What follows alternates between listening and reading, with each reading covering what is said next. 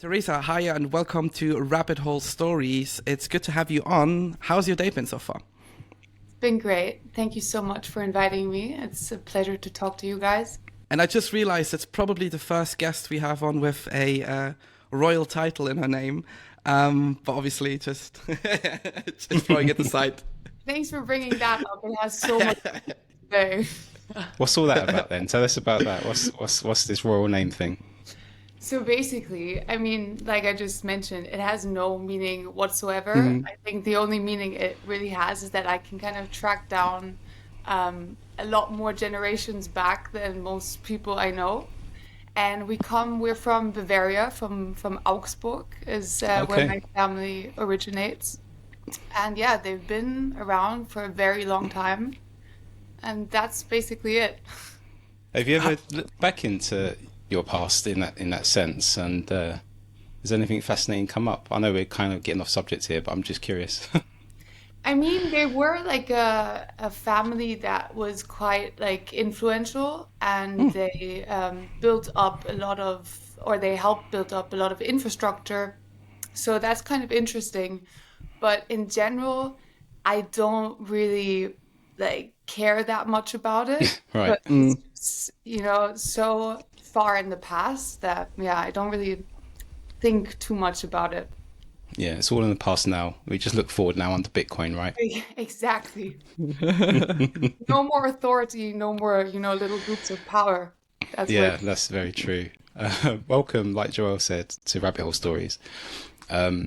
So we're interested in people's Bitcoin rabbit hole story, which means that we are curious about how you discovered Bitcoin, when was that, and why is it you stayed in the space, and what is it you're doing now? So I'll let you just kick off, Teresa, and see where we go.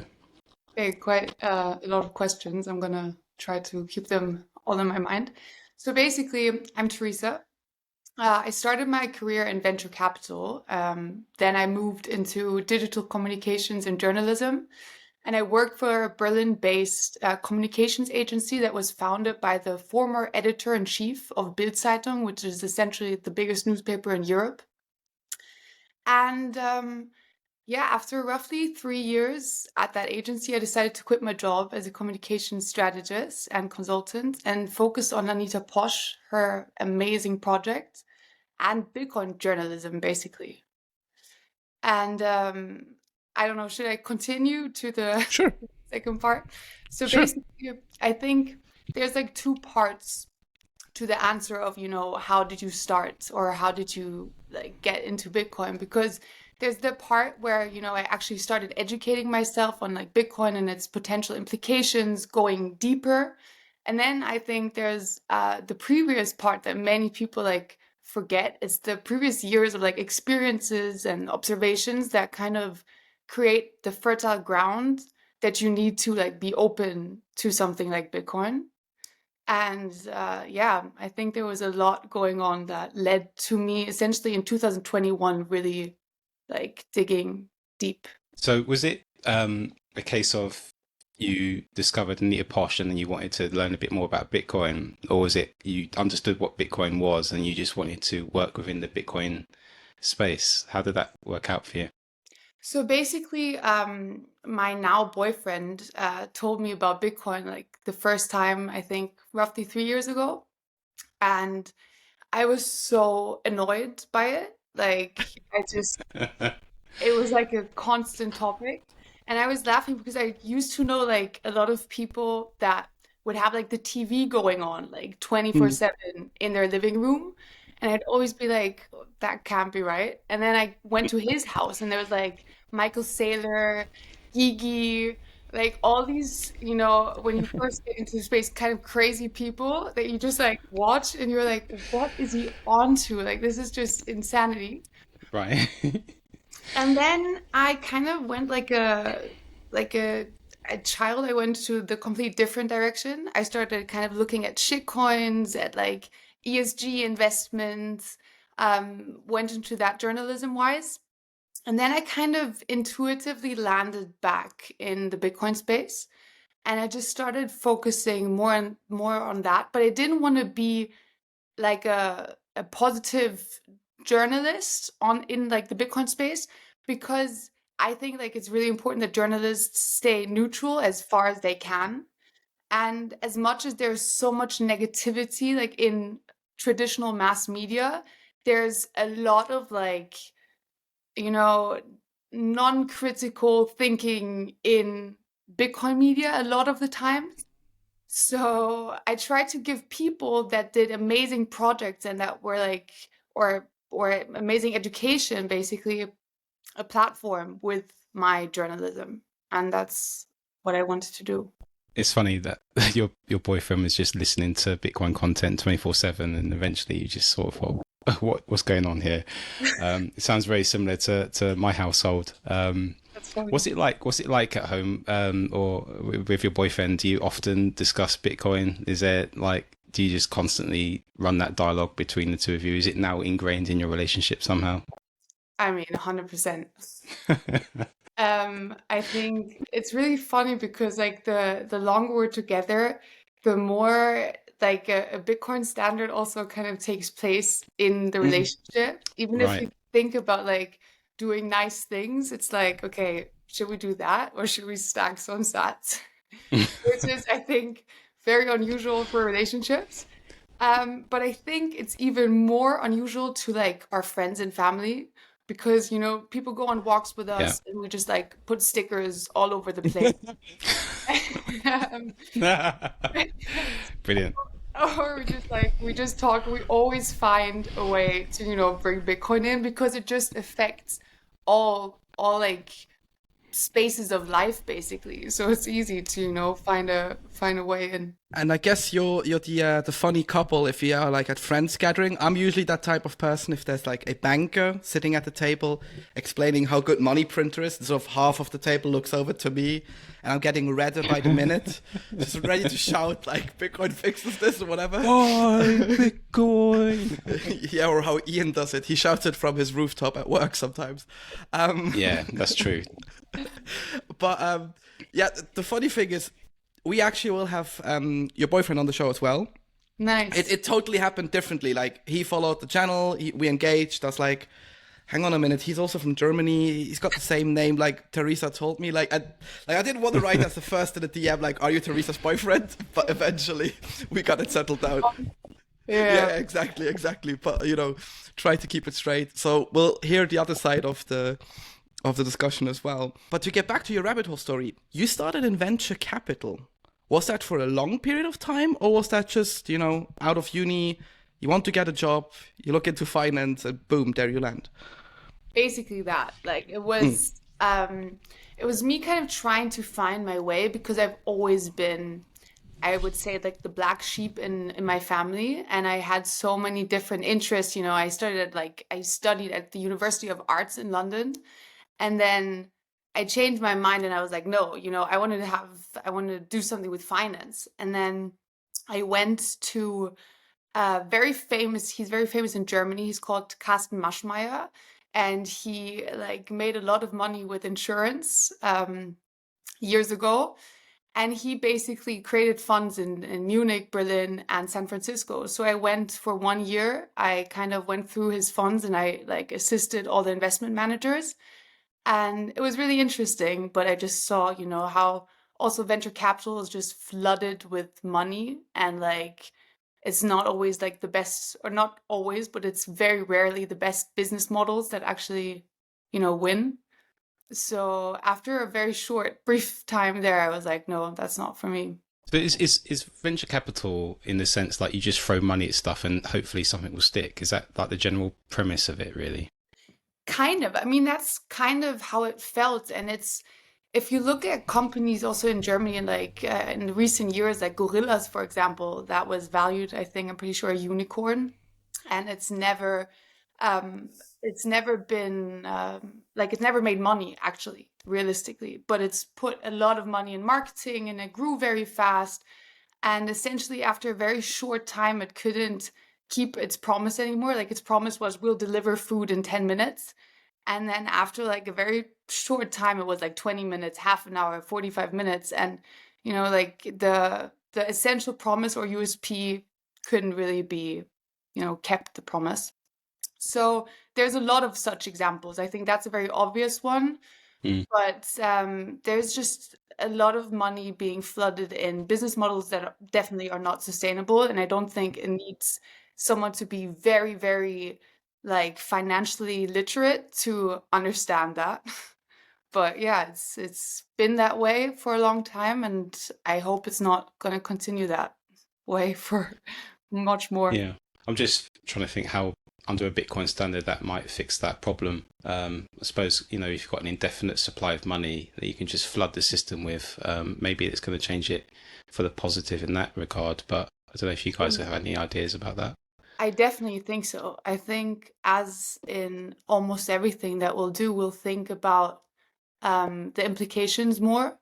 If you have money that's essentially gonna gain value, you'll think about where you're gonna spend it, and not just as an individual, but also as a corporate or an investor, and even as someone who's gonna start a business, because you don't want to take the risk if the risk is that big, essentially. And right now the risk is, there's risk, but people have gotten so used to being in debt and just spending money they don't own, basically, or giving people money that they don't own. So I definitely think that a Bitcoin standard would change that. Definitely. And I think it brings in all of the positive incentives. So we know you have to do the proof of work to get anything done, whether that be Bitcoin mining or your day job. And in full disclosure, I do have some venture capital clients. And what's always shocking me is, just this attitude, we can fix this by throwing, I don't know, billions of dollars at it. And you kind of go well, yeah, with some things you can, but definitely, you're not going to get teachers replaced by AI, for example. That is one of the hottest things in the AI landscape right now. And yes, for maybe certain things, programming and learning how to deal certain things, but still having a classroom where kids can go into. We saw this after COVID, right? There were huge waves in kids problems and psych problems because they were not attending school physically. So all of these benefits come together. And I think a Bitcoiner would look at this and go right, how can we take our kids out of the school, out of that system? We had that talk with Daniel Prince earlier this week, right, Ian? And try and come up with a solution under a Bitcoin standard where they still have to do work, but they learn stuff. And the venture capital road is just throw money at it and hope it sticks. Or maybe the right people. That's also one of the biggest part in venture capital. Yeah. If you have the right introduction, life usually is a bit easier. But to get from the start of your career to the next portion of your career, you then moved from finance into journalism, essentially, or into the media world. What was that transition like? Did you find similarities between the two, or did you find oh, this is a completely different world and I can open up and try different things in here? No, for sure there were a lot of similarities, because also the media part that I moved into was basically ghostwriting for corporate CEOs of corporates and politicians, and doing crisis communications for them. And there's just so much, lies at the base of almost all of it, that essentially it does have many connections. And I just got so sick of getting people out of crisis, or corporates out of crisis that they got themselves into, and they essentially only could get out of them because they again could throw millions of dollars into professional communications agencies that can get them out of that. And basically everything, if you're already a critical thinker, and most Bitcoiners are, and they kind of question media, but if you're a part of media and you create narratives and you use data tools that obviously are evolving, and you can really find out what people care about, how they talk, and you can adapt people and stories to that, essentially you have a free way of manipulation.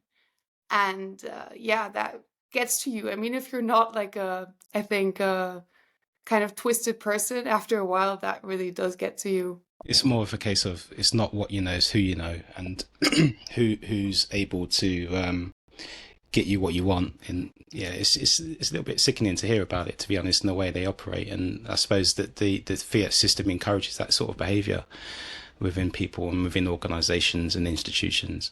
And I remember you mentioning during your initial discussion about your rabbit hole story about neutrality. And obviously we're in a situation now with the legacy media. They're not exactly neutral in their approach, especially when you got, particularly in America, where you've got a lot of the news outlets sponsored by the likes of Pfizer, perhaps. So they're obviously being funded by, and their whole organization and business model is based on the fact that they're getting, that their only existence is via Pfizer, giving them money. So obviously they're not going to speak against Pfizer. How can we move forward in journalism? And I know, because we spoke to Joe Nakamoto recently about his journalism and his journey within that, and what's it been like for you now? You're working within the Bitcoin ecosystem and how it differs from the legacy media. Well, actually, I'm not in Bitcoin media specifically. I am in like a partly legacy media, because I think that's very, very important. And I think that a lot of Bitcoiners underestimate like the power of commercial traditional media, because it's basically, preaching to the choir, like speaking in Bitcoin media. Everyone already, to somewhat agrees with your views, but getting like crucial information into places that normally wouldn't read, or like people who wouldn't just come in touch with that kind of topic. I think that's really, really important. And of course, as you mentioned, like funding is a big problem when it comes to like being neutral or not. But also, it's not just that. I think the heavier problem is actually time. And it's like, if you look at German media, for example, there's so many big like publishing houses that are breaking down and that are like firing thousands of their employees. And like journalism, my grandfather, sorry, he was editor-in-chief as well in a big German newspaper. And I remember him having journalists that were really experts in specific categories, and that just doesn't exist anymore. Today, it's like, oh yeah, you take care of, the family part, and then maybe you do some finance as well, and then you talk about gardening like 3 days later.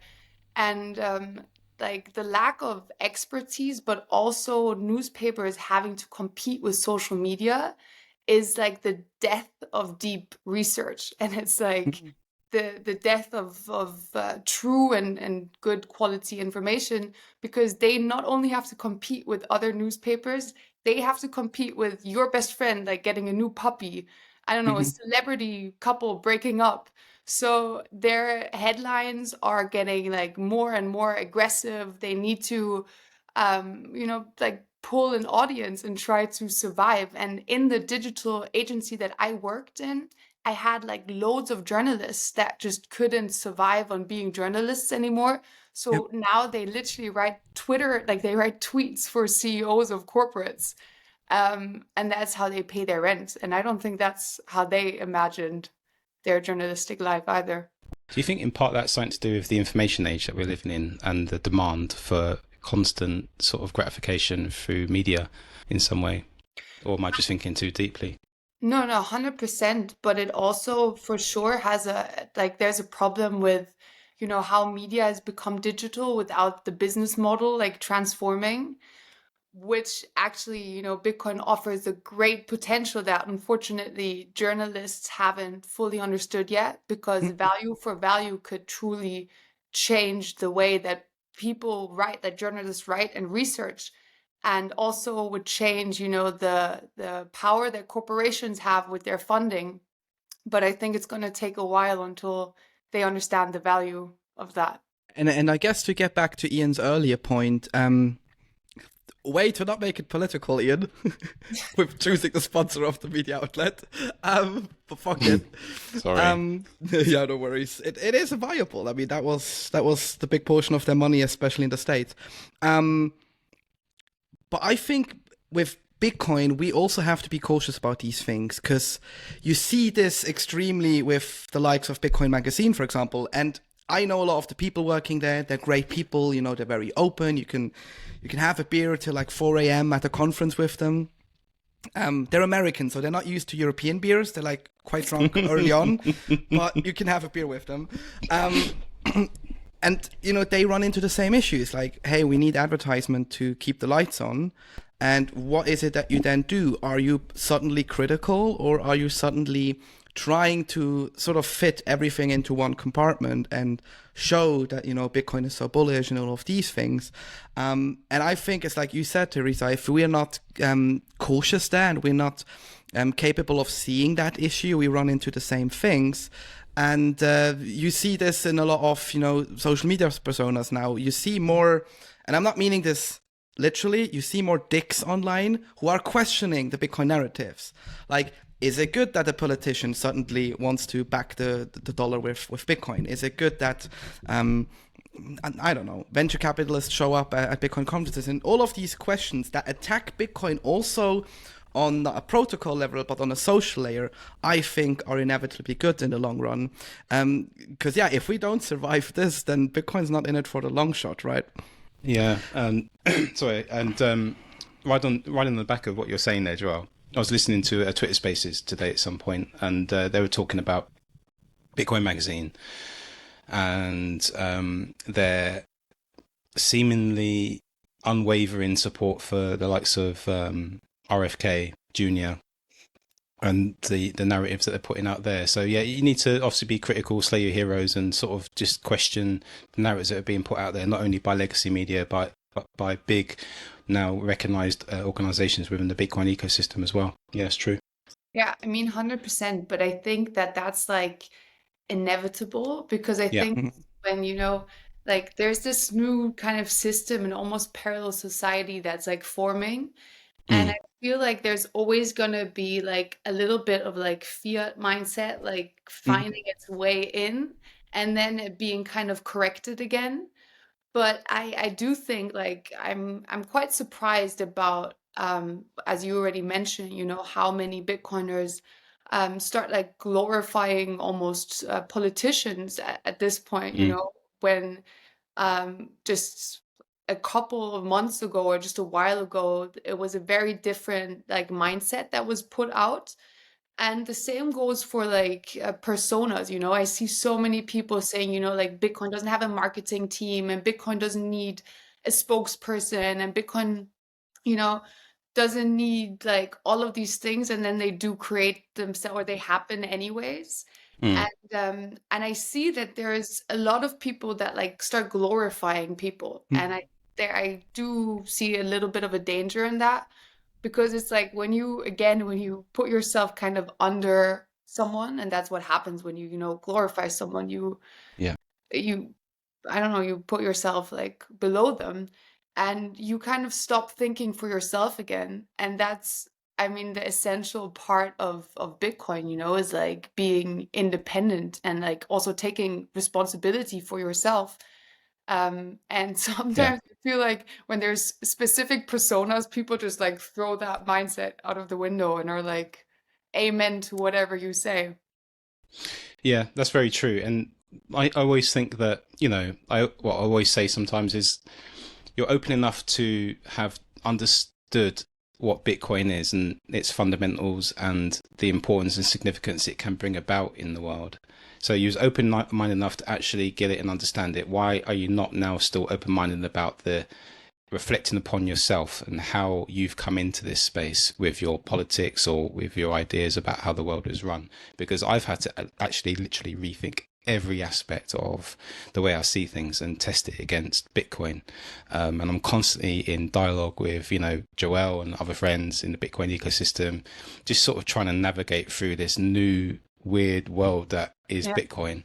And it's disappointing and disheartening sometimes to see people echoing the behaviorisms of the fiat world that we are trying to escape from. And whether you've come in from a right leaning ideology or left leaning ideology. I think once we're all in a Bitcoin standard as such that we can actually, it will naturally work itself out, because the left and right narratives are mainly driven by the bipartisan politics that are out there in the world. And I know I'm rambling, but that's just me thinking out loud.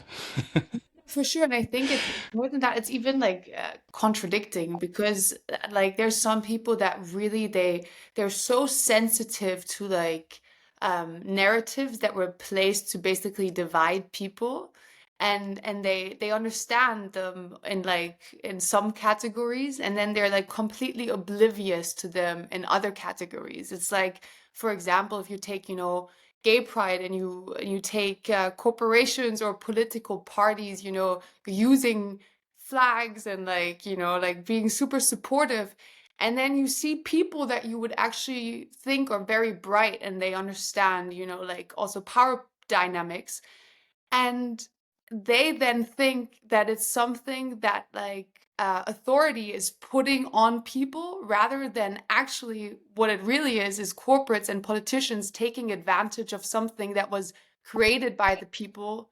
Yes. Yeah. And I just think that's really disheartening. And then seeing other people, like especially like Christian Bitcoiners, Christian American Bitcoiners, there was one tweet that really like stuck in my mind, and it was like comparing rainbow flags with Nazi flags. And it's just, I've seen this, yeah. And it's not just really dumb, because like, as you know, it wasn't just Jews that were persecuted at that time. It was also homosexuals. But it's just such a twisting of like history and information, and people do that who have quite a big reach. So what I think, Bitcoin is so important to minorities, especially, or to people like, global South, but also people living in the Western world that just don't have it easy in our society. And if I think that these people are open to Bitcoin and they start studying it, but then they come across these very intolerant Bitcoiners who just have a very big following, I can't imagine how that must make them feel, and how that must make them question everything that Bitcoin stands for, because it's exactly the opposite. I mean, Bitcoin does not discriminate, and Bitcoin does not care about, what you think also, essentially, and who you really are. It just doesn't care. But yeah, a lot of people are taking themselves a bit too serious, and like using it to exclude other people, and I don't agree with that. And it's not even just a flag thing. It's sometimes I feel like if normies look from the outside in, every other day on Twitter or on Nostr, I read, like last week I read that shaving cream is a scam, and like sunglasses are a scam, and I kind of went like, what? I mean, at one point, like, okay, you could go like, yeah, I can dry shave and all of these things, or just with water or whatever. Trust me, I've tried it. It hurts and it leaves a rash. So there you go. We already have a discussion. But like, sunglasses are a protective element, for example, from UV light, from the sun. This is just literally physics and science.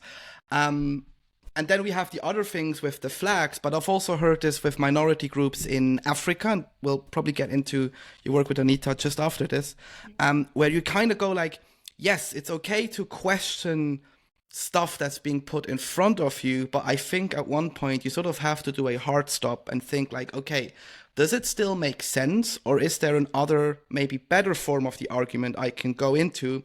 Funnily enough, that's what I learned in journalism school, but it's not being practiced these days. And I think a lot of the Bitcoin hype space, and that's probably a minority in itself, because I think a lot of other Bitcoiners think like we do, who think like, what the fuck's going on? They could really profit from that mindset. Like, hey, I've got new information. Let's go in, let's research it, because those are the guys who put out tweets, don't trust verify, but they never do it, right? So I think that's sort of one of the dangers we'll have to look out or watch out for.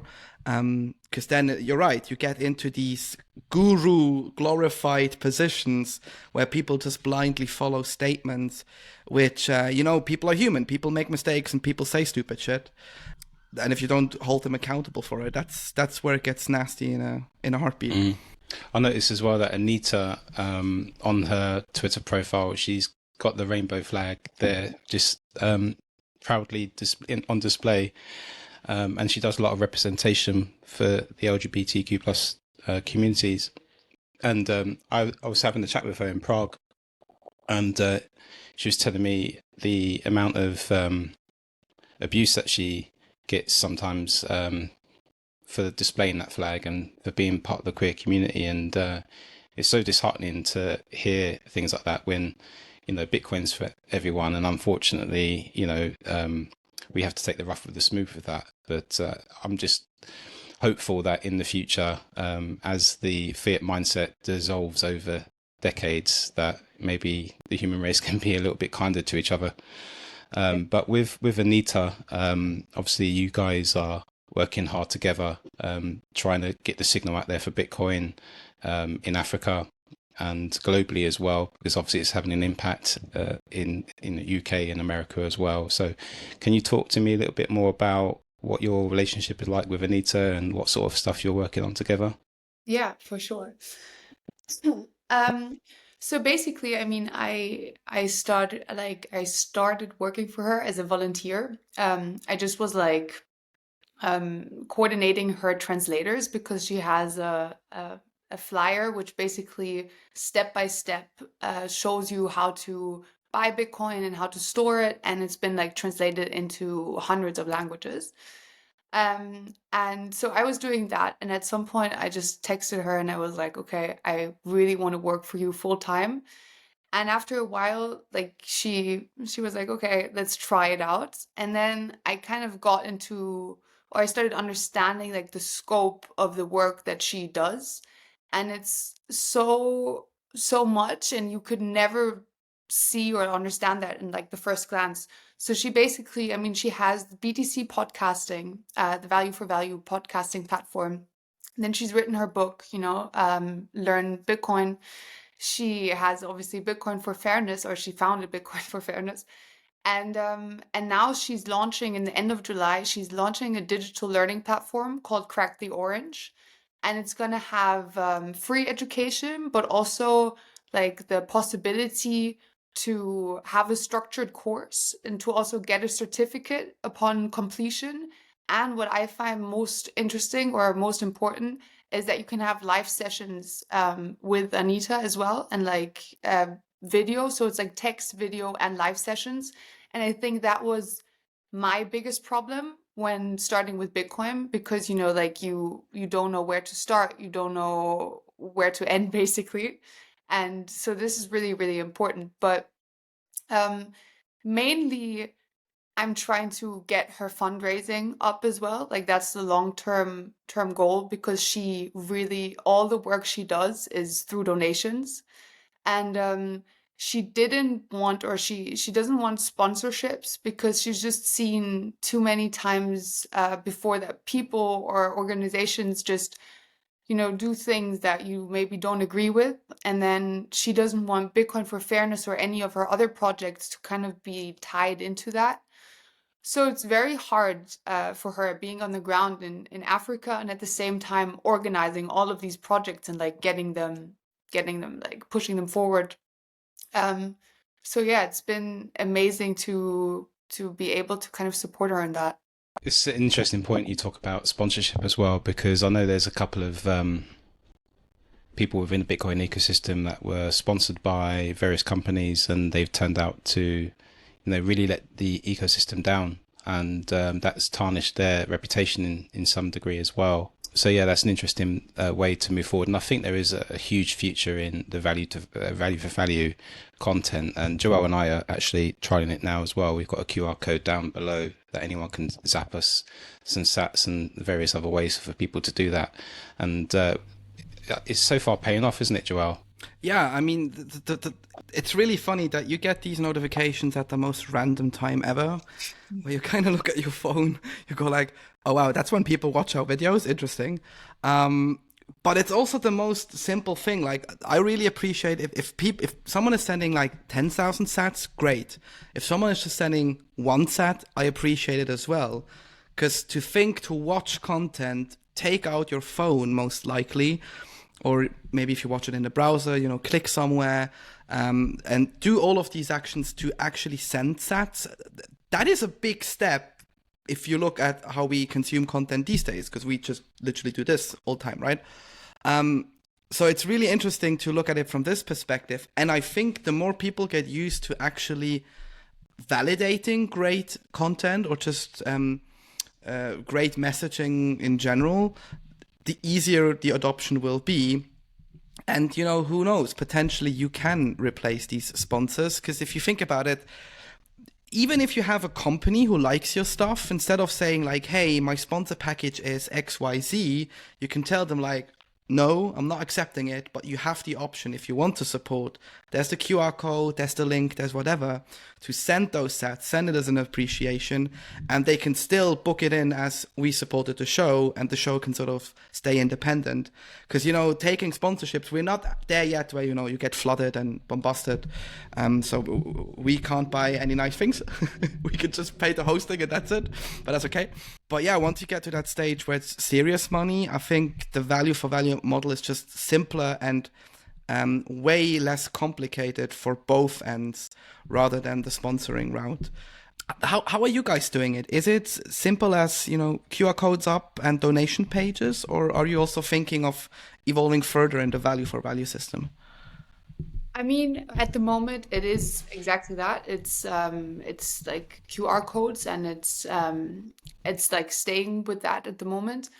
But actually, right now, it's still a bit difficult. I mean, you guys would know, to like in short term, you can't really think that it's going to like help you, keep the show or whatever you're, trying to keep afloat. But for sure, it has like a big meaning long term. And I also think that people who do truly understand Bitcoin now, they know that even if it now is maybe like very, very little amounts that get sent, obviously the value will increase. So it's something that you kind of are optimistic about for the future. But like value for value, but also Bitcoin only donations has been quite the topic for me and Anita, because I admire that she's such a, maximalist, and that's what she, wants, and that's what she believes in. But at the same time, you're just excluding like a majority of people that maybe are interested in Bitcoin, and maybe they want to support your content, but they don't know how to, use Lightning. They don't know how to buy Bitcoin even. And yeah, so we've been discussing that for quite a while, because I think that as pure as the intention is, you do need to kind of protect yourself, or like find a way around it until you can really truly survive from Bitcoin donations, or like value for value. Because I imagine that's also an issue. That's also a talking point in your work, because you've left the corporate world, so to speak. You've went independent. You do write for some traditional media outlets still, which is great. We just is it available in English? I think it's German only, right? The telecom thing. Yeah, but like they can use a translator for now. For once, the English people have to use a different language. They should get around it, which is very important. But how are you treating this? Because I imagine you're sort of in between both worlds, because fully living off Bitcoin is very hard unless you work for a, big Bitcoin company who's got enough funding and these things. Is that something you personally have also taken a look at, even with maybe, freelance clients, to say like, hey, you can sort of pay me normally, continuously in euros, shitcoin's going to zero anyway, or you can sort of do, I don't know, a 70-30 split where the remaining 30% you can contribute by downloading a Lightning wallet, by having a little supply ready for me to get paid this way. Because I think it would be a low-key cool way to also orange pill these kind of people. Because then 100%. They went like, oh shit, how do I do this? Yeah. 100%. The problem is, to be fully honest, I mean, especially with the German clients, they have problems even digitalizing themselves to like the minimum amount. So getting people like that to actually, put that theory into action, and doing that is very hard, but it's definitely a goal of mine, and I try and I annoy people wherever I can. But it's still like in that corporate world, it's still difficult. And like you said, it's a lot of Bitcoiners ask me how I can still kind of participate in that fiat world to a certain extent, because I know a lot of Bitcoiners that have broken up with their family and their friends and like basically their whole old life. And I think that's kind of like arrogant in a way, because we all were there at some point. And I think it's really, really important to kind of, reach out your hand to the other side to like bring people over. And yeah, one way for sure is also having clients pay you that way. But my first and foremost goal is, especially now focusing on Anita, but also with other Bitcoiners, is like bringing them into traditional like mass media, and not just mass media in like, podcasts or newspapers, but also to like big conferences and just places where they would never appear usually. And I think that's where like the main value of my work lies. What's the Bitcoin community like where you live? And are there any meetups that you go to? I mean, I haven't gone to any Berlin-based meetups, but I've been to different German conferences and events, and it's always been very like warm, very welcoming. I think that every Bitcoin community kind of has that in common, but it's very different to the US as well. I mean, when you go to Miami and then you come back and you go to Switzerland, or you go to, for example, Ploching, where there's I don't know if you've heard of it, but there's the Princess Ploching, the Bitcoin hotel located there. And there's a lot of German meetups that they're hosted there. And it's funny because I remember as a child, there's some hotels that you go to and there's like a Bible, in the next to the bed. And there we have the Bitcoin Standard. And I don't know, correct me, what's the book by Knut Svanholm? Oh, Everything Divided by 21 Million. Exactly. And that's next to it. So basically these spaces are incredible. And actually Block Munich, but now also Block Switzerland that's coming up. It's like an initiative where they started out in Munich in like a big shopping mall, and they basically rented a room and they made it into an educational space. And they had podcasts there, but also like workshops, I think, and like loads of different kind of attempts on Bitcoin education. And I really, really enjoyed the space because people there are still much more grounded, I think, than they are in the US. I don't even think that, Americans mean any bad or any harm, but they're just all about, big things and show. And I think especially the places that I've been in Germany, it's very much like focused on Bitcoin and less on, the people.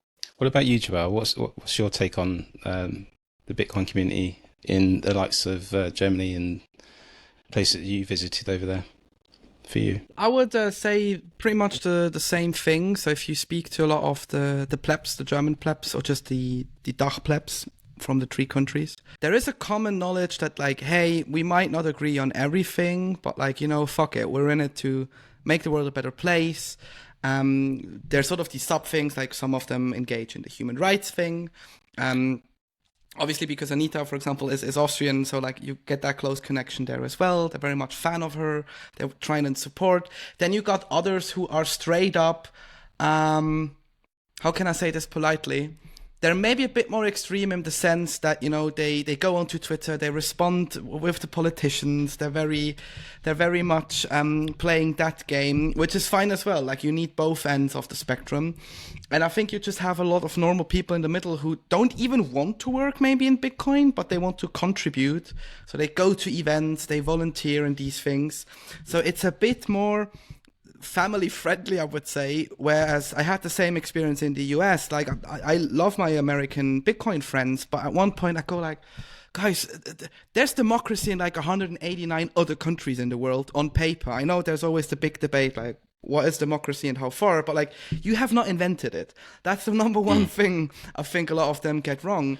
And, you know, especially for us as Europeans, and obviously the UK counts to that as well, because it still is Europe as a whole. I don't know.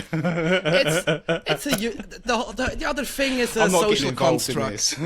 The other thing is a social construct, but you are European, guys. Like, you're not Americans, you're not whatever. You have European values, and I think that's what's often missing, and it kind of creeps into the cultures as well. Because I think, Theresa, it must not be easy for you at times to be on Bitcoin Twitter and kind of read these things where, I think especially for women, it's a very hard time grasping a lot of the stupidity gets put out there.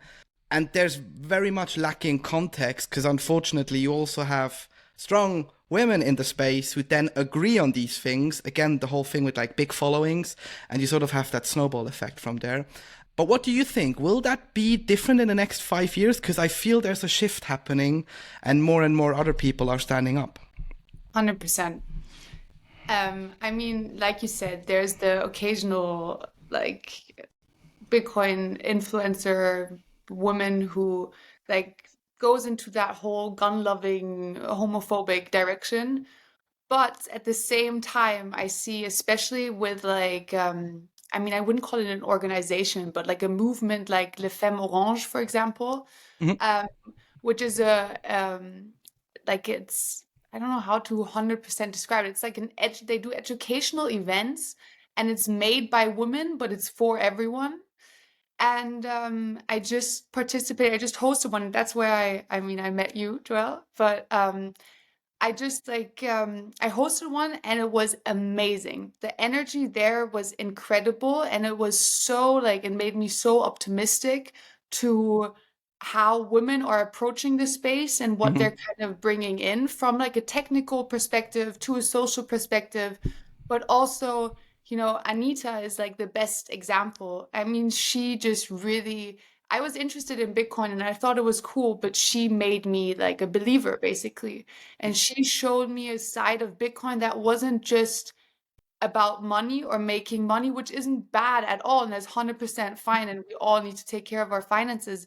But like putting lights on all the things that Bitcoin can do for people that you don't really think about on a day-to-day basis, and how it can like transform or shift the power dynamics in the world, that really changed my mind and like converted me to Bitcoin basically. And when I see women like her going on stages and discussing with, you know, men and with experts in the field basically, and it being such an eye-to-eye conversation, I have a lot of hope, because I know that, you know, little girls or women who are maybe interested in the Bitcoin space see that. And it's not just like girls on Twitter being like, I'm unvaccinated and I'm not on birth control, and that's why I'm a perfect match for like a man. Right. Because I think that's, again, such a misunderstanding. They're like Bitcoin influencers, but then they try to like cater to this man-made or like, you know, human-made dynamic of, you know, how people should behave and what they should follow and what they shouldn't. And then Anita is just like a beacon of hope in that space. And so are other women like Rachel Gaia, Lina Seiche, I mean, Deborah Rea, like I can count so many that at first I was clueless about, and now I meet these, you know, powerful, intelligent women, and I have a lot of hope for the space. And it's even crazy if you see the young guns coming up. So I just today spoke to someone from the Gen Z Bitcoin movement, very much enthusiastic. Ella Hall, I think is her name, or Hall. And like, she's from Cornwall, so like not far, well, is Cornwall far away from here, Ian? Like, now my geography comes up. I mean, depends on what you know, it's about a 6-hour drive. Okay, so it's far away. From London. It's on the same island, let's put it this way. But she's very much empowered to see like, hey, for example, I've seen how, you know, X, Y, and Z in my life happen, and I want to take over control of it. In Prague, we had Lauren Prince speak on stage. She's like 12. And obviously, she's not at the stage yet where you can say, she can probably go out fully on her own, but the interest is there. And you see this over and over happening. So I think the more time passes and, also the easier Bitcoin gets in many things, easy to understand, easy to use, easy to get people on. These kind of people are really going to bring in a big wave. And I think at the end of the day, they don't care where you're from. The only thing they care about is how can you contribute to the space. And if you do it the right way, everyone's happy. For sure, but I do think at the same time, like there's been over the last years, because these spaces are so male dominated, there's like a specific like energy that just is created. And Man Musk everywhere. Sorry?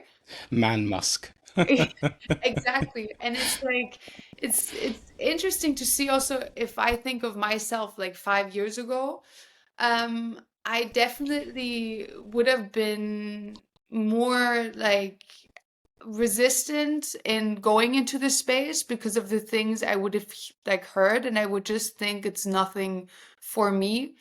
And also like in the first conferences that I've been to, like there's a lot of moments where I went around the conference with my boyfriend and I was kind of like ignored, kind of like the accessory of my boyfriend.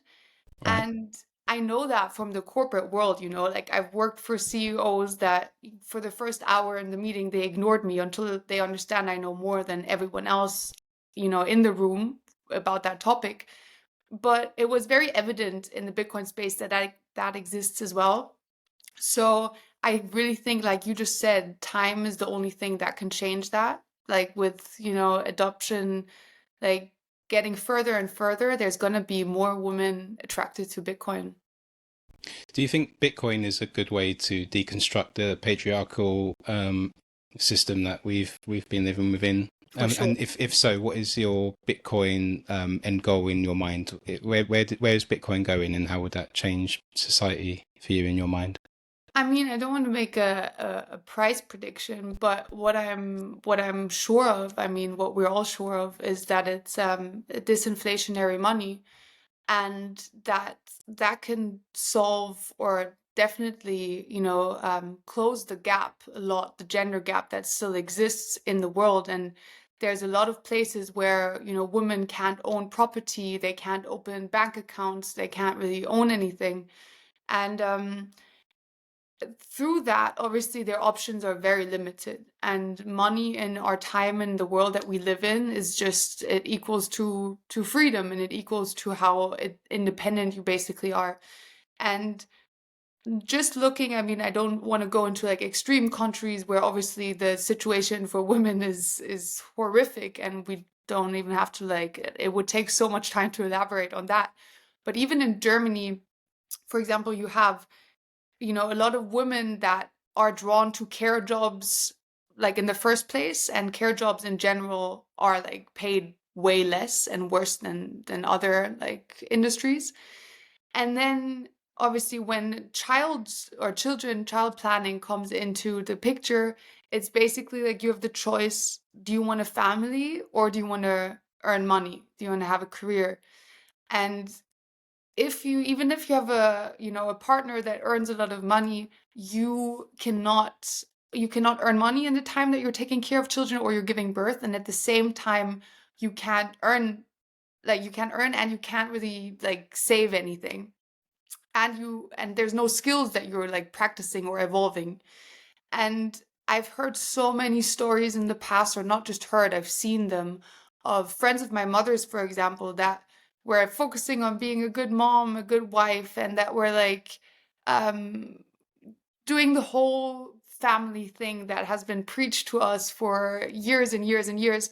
And then they were left at some point. It doesn't happen to everyone, but it's a sad reality. And they had nothing. They had no skills to earn money, like I just said, and they had nothing saved up. And I think if you work until you start a family, and then you actually have money that increases in its value, and that other people that can work at the moment, they save their work and their monetary compensation in it, you benefit from the productivity of other people while you're producing new life, you know, and long term also for sure leading to more productivity, basically. And I think that's one of the essential changes that I see and why it's so important to women. It's just, it means freedom, and it means freedom to everyone, but especially women need that. Yes, and it combines two things. I mean, just look at divorce rates and the amount of money being printed in the world. There's a correlation there. That's quite interesting, because the more free money gets put out into the system and the more pumped up it becomes, the less fragile relationships essentially have become. And there are numbers of studies out there. If you Google this very quickly, for the listeners, you'll find this immediately. And I believe on a sound money standard, you would probably not solve the issue, because there's always going to be bad timing in any relationship or in anything, but you would definitely see it going down again compared to what we had, for example, on the gold standard, and Bitcoin being superior to gold. Here's a shout out to our gold bucks. That would never happen, or that would happen way, way less. And it's really not much. I mean, think about it. Women in Iran can't have a bank account. They physically can't go out the way they look. They have to cover up. Otherwise, they get stoned and they get killed. And if they manage with their resource to get onto Bitcoin, I think a lot of the women that now think, shit, I can't do it because, you know, I don't have the financial knowledge or you know, the best thing you always hear, like my husband does it, right? I think they have a big shot of actually doing it, getting other people on board and, you know, thriving forward in the future, and not worry about these mundane things, because the hardest thing is to start. And once you get going, you actually pick up quite easily. So yeah, good on that end. That you A, shine a light on it, and B, that you're willing to also be on the forefront. Because I imagine if you go to conferences now with your boyfriend, he gets an elbow every time someone doesn't recognize you, right? I mean, not really, because I just, at first I was like pissed off at it. And then I was like, you know, I have a mission here, and at the end of the day, the value of my money is going to increase, whether you like me or you not, whether you respect me or you don't. It just doesn't matter. And I just give them kind of the benefit of the doubt. I just think they have so much to learn, and in some ways they know so much, and in others they're just lacking a lot of the skills, like emotional skills. And that's okay, you know. I have other things to do than to think about what they think of me. Okay, cool. What you said, just to what you said before, and actually, I mean, Bitcoin really does enforce like human rights and even like freedom of speech, because at the end of the day, you know, money is a form of language, and you can, when you support something financially, you basically share your opinion on something. And if you can't, and at the moment in places you can be persecuted for, you know, donating to a specific group or organization that maybe is considered illegal for a certain time. And even, you know, what's legal and illegal can change all the time. So having money that, you know, is very, very difficult to trace, and impossible if you do it correctly, is just so valuable. Yeah, most definitely. And it really shows that at the end of the day, if we do it right, money is neutral. And if money is neutral, you know, we've succeeded, because then there's no interest in, oh, he's got enough or he doesn't have enough, or all of these silly fights we have in between, because that's when you can actually build the further and outer skirts of society. Because like money is the base layer, right? And we need to get this one fixed first before we continue. Fix the money, fix the world, right? Exactly. Speaking of this, Theresa, we've come up with a little idea at the end of the episode. We usually would ask our guests like, hey, what is like one article or book or something you've read you recommend, but we thought that's getting a bit silly if we ask it every time. So we came up with the idea that we often hear Bitcoin is inevitable, you know, all roads lead down to Bitcoin, and all of these statements. But it's actually hard if you then come up with everyday things or words to prove that all roads lead down to Bitcoin. So at the end of every episode, we now ask our guests to make us a story or tell us a story about a word they're given and somehow link it back to Bitcoin. Or if it's already part of Bitcoin, how that could be enforced on a Bitcoin standard. And because you are the first guest, and because we often spoke about things like freedom, getting to know the human rights and things, we came up with the word opportunity today. Should be cool to get the story together, but could you maybe make something of it to link it back to Bitcoin, or how there is enough opportunity in Bitcoin to make people bullish on a Bitcoin standard? Give me a sec. Yeah, no worries, no worries. Little girls now have the opportunity to build the future that they want without being dependent on anyone, basically. Nice. That's a perfect ending. Yeah. Theresa, it's been fascinating going down this Bitcoin rabbit hole with you. Thank you for joining us here at Rabbit Hole Stories. It's been an important episode, I think, and I'm looking forward to this one going out there. And narratives like this are much needed in the space. So thank you once again, and enjoy the rest of your day. Thank you so much, guys, and hopefully see you soon. See you then.